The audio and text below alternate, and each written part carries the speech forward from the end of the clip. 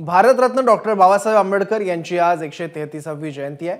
त्यानिमित्त सकाळपासूनच अनुयायांची दादर इथल्या चैत्यभूमीवर अभिवादनासाठी मोठी गर्दी पाहायला मिळते। दरम्यान काल रात्री राहुल नार्वेकर, मिलिंद देवरा यांनी बाबासाहेबांना अभिवादन केलंय, तर आज मुख्यमंत्री दादर इथल्या चैत्यभूमीवर अभिवादनासाठी येणार आहेत। तर दादर इथल्या चैत्यभूमीवरून आढावा घेतलाय आमचे प्रतिनिधी हितेश पांचाळनी।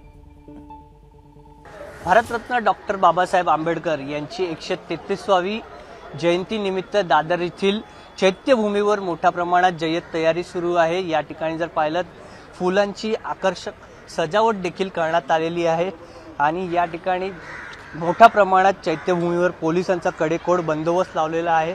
या ठिकाणी मोठ्या संख्येने अनेक वर्षांपासून अनुयायी या ठिकाणी अभिवादन करण्यासाठी येत असतात। त्याचबरोबर या ठिकाणी मुंबई महानगरपालिकेकडून विविध विशेष सुविधा देखील अनुयायी साठी करण्यात आलेली आहे।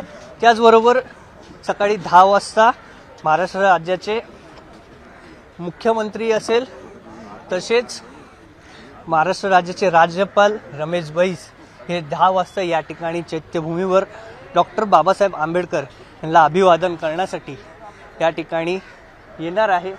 त्यासोबतच या परिसरात मोठ्या प्रमाणात मुंबई महानगरपालिकेकडून विविध कार्यक्रमाचे आयोजन देखील करण्यात आलेले आहे।